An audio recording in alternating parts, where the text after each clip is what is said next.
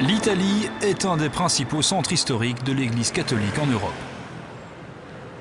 Les problèmes entourant la commercialisation de la pilule abortive RU 486 constituent un bon exemple de l'influence actuelle du Vatican sur la vie sociale et politique du pays. Depuis plus de 20 ans, la pilule abortive est utilisée avec succès dans la plupart des pays européens comme substitut à l'avortement médicalement assisté. L'Église exerce des pressions pour empêcher son introduction en Italie et le pape Benoît XVI a condamné à l'excommunication les médecins, les pharmaciens et les femmes qui l'utiliseraient. Mirella Paracchini, qui est gynécologue dans cet hôpital public, connaît bien la question.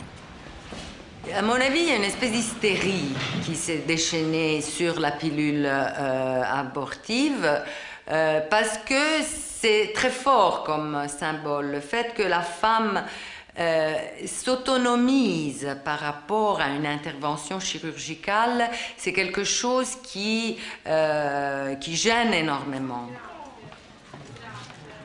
À première vue, cette situation est difficile à comprendre dans un pays qui a légalisé l'interruption volontaire de grossesse depuis 1978.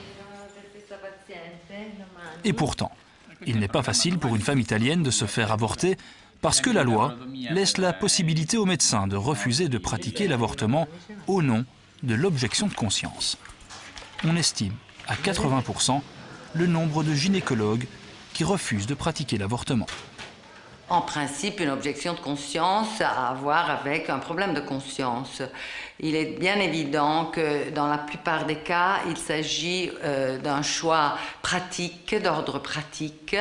La loi ne prévoit aucun service substitutif à qui fait l'objection de conscience. Donc simplement, il y a moins de travail à faire.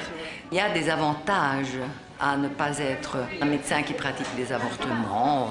Il suffit de penser à un chef de service qui est très catholique et qui ne supporterait pas des collaborateurs qui font ce genre d'intervention.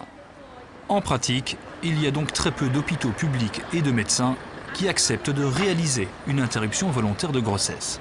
La pression de l'Église est constante et est manifeste. Moi, je la respecte. Je préfère 1000 fois plus des prises de position claires et nettes.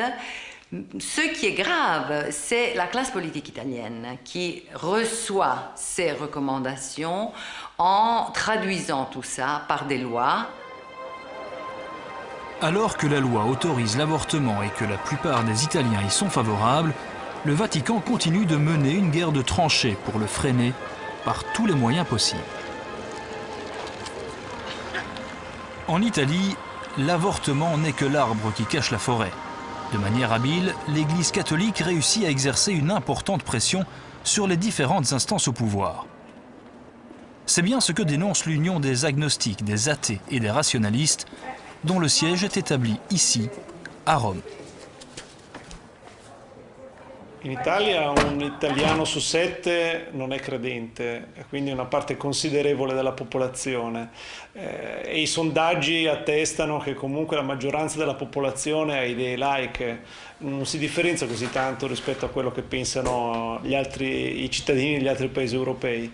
La grande differenza è che non c'è in realtà in Italia una forza politica o più forze politiche che riescano a portare avanti istanze di laicità. Il Parlamento è bloccato, sia il governo all'opposizione, dai diktat della Chiesa Cattolica.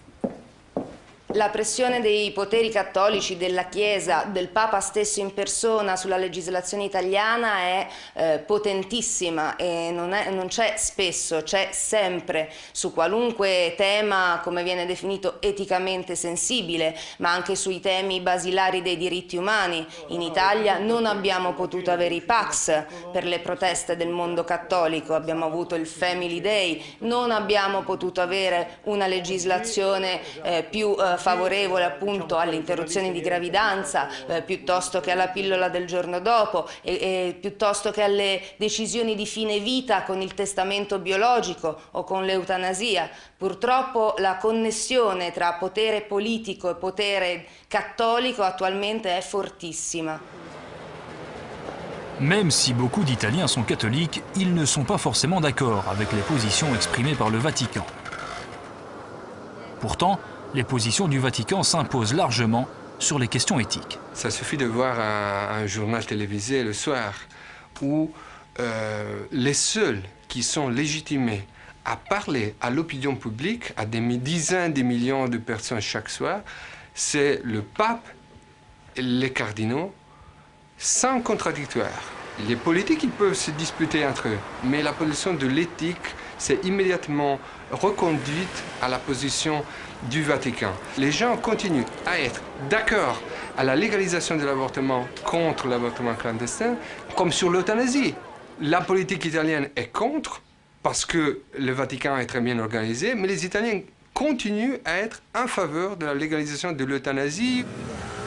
Donc, il y a un décalage très net entre le pouvoir médiatique et politique d'un côté et la démocratie et l'opinion publique de l'autre. On a de moins en moins une démocratie en état de droit. Ça peut paraître trop exagéré. Non, nous, quand il y a un décalage comme ça entre la volonté populaire et la pratique de la gestion du pouvoir, alors c'est un problème démocratique. Le Vatican continue donc de s'immiscer dans les affaires publiques italiennes. On peut ainsi considérer que la laïcité politique est mise à mal en Italie, et même au-delà. N'oubliez pas que l'Église catholique est une institution planétaire. Elle a donc une stratégie qui concerne toute la planète. Et pour ce qui est de l'Europe, l'Europe en ce moment est visée par l'Église catholique, par le Vatican, d'une façon particulière. Et l'Église catholique a essayé de faire passer des lois reconnaissant des droits, entre guillemets, aux religions. Alors, les religions n'ont pas de droits. Les droits appartiennent aux êtres humains. Bon, il y a les droits de l'homme, mais il n'y a pas le droit des religions. Bon, elle essaye de faire passer le droit des religions. Malheureusement, le traité de Lisbonne lui a reconnu des droits, dans un certain sens. Et ce que l'Église catholique vise en ce moment, parce que c'est des gros sous, c'est la subsidiarité. La subsidiarité, parce que cela veut dire là où l'État, le gouvernement aux différents niveaux, provinces, communes, n'arrive pas à fournir aux citoyens les services publics, moi, l'Église, je suis partout et je le ferai.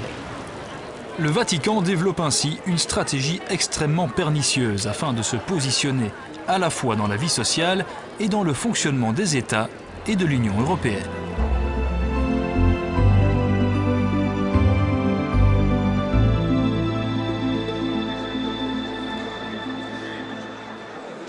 Ces exemples d'immixtion des églises dans la vie politique en Europe ne sont pas isolés. Il y en a beaucoup d'autres, notamment en matière de recherche scientifique, d'orientation sexuelle ou d'affichage de signes religieux. Sur toutes ces questions, contrairement aux non-croyants, les églises sont très structurées et parviennent à planifier et coordonner leurs actions sur le long terme avec une grande efficacité. Le droit de croire n'est pas en cause et doit être protégé. Mais la croyance, légitime et respectable, ne place pas les croyants au-dessus de la loi. Il n'est donc pas acceptable qu'ils cherchent à s'exonérer de certaines lois ou à interférer dans les décisions politiques des États et des institutions.